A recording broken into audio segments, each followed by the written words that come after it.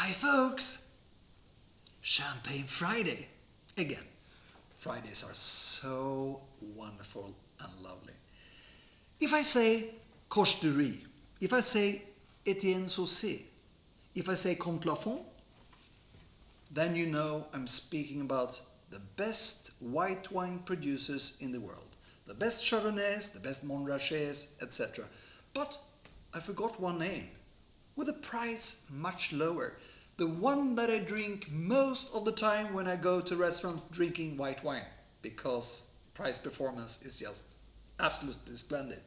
Domaine Leflaive, especially the Puligny Montrachets Premier Cru, even Olivier Leflaive, same family, a lot of things which are made together.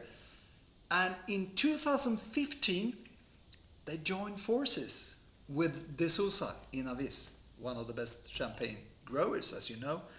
And they created some beautiful, but not very Burgundian champagnes from the start, especially from Avis and Auxerre, etc., around there.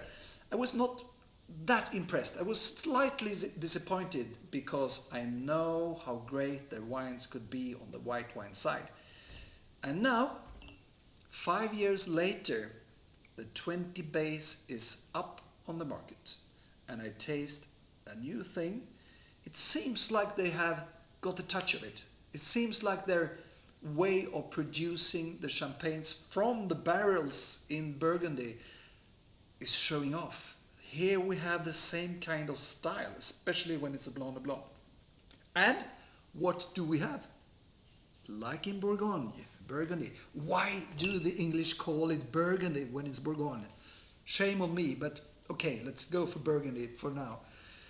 The problem is that it's not a problem. The thing is that the Chardonnays here taste very much the same as Burgundies, but with the touch of the village. And even stronger, more precision than that. It's Leflaive, single vineyard wines for the first time. And what do we have?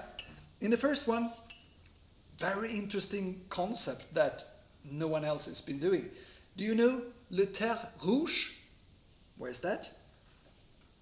DC, correct, in Australia. Thank you very much for that. 12 points. Terre Rouge, Jackson, DC, pure Pinot Noir. Here, Blanc de Blanc. Blanc de Blanc DC. You know, from another wine from Jackson. But anyway, Leflaive, 100% Chardonnay, 4 grams of sugar, pure 20, pure oak barrel fermentation. Second glass, Grand Cru Auxerre. The place name is Le Pinot in Auxerre. Never tasted before, don't know exactly where it's situated, but very interesting to follow. You can check it up yourself. 3 grams of dosage. And you can see by the color, look how different it is. And just on the first nose, beautiful, but not, which is very normal, as much Burgundy style as the 2 Chardonnays from the Chardonnay master in Bourgogne. This one, Le Correct, if I if I pronounced it correctly, correct me if I'm wrong.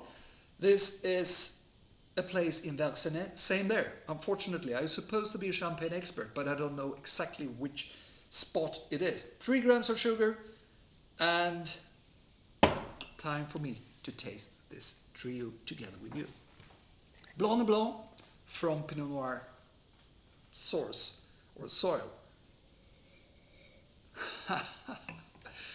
There's a spiciness which comes from the terroir that I definitely recall directly. It's almost Marolles sur Ailly, it's almost Ailly, but it's actually more, it's a little bit of the vegetable notes that you find in DC, that you especially find in the Jackson wines.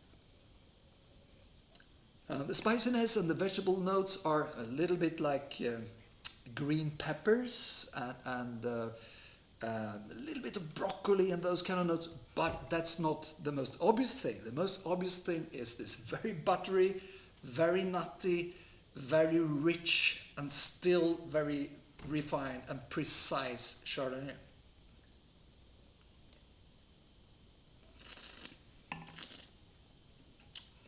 Same kind of aromas.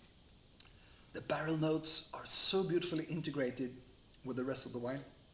A little bit of greenness from its youth, but as well there is a very velvety and rich buttery style on the palate. Not so long now, but I think it will come. Beautiful, easy to drink and rich. Aucher, Grand Cru, Chardonnay, Puligny style. Yeah, exactly. It's so much, perhaps even more Meursault. Because what? Even more candy, even more butterscotchy notes, even more nutty.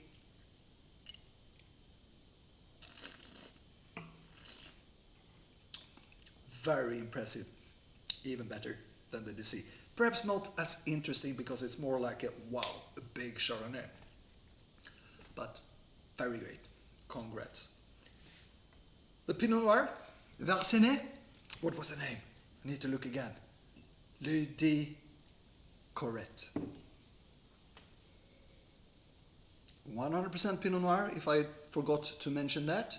It's not always the case. It should be the case in Versenay, according to me.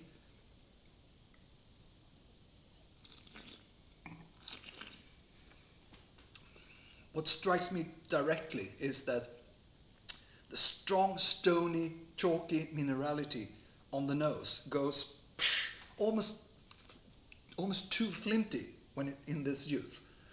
But the fruit is very mature, very rich, blood orange, always in Versenay. Some red berries that you don't expect, some gooseberries, green, red, orange on its nose.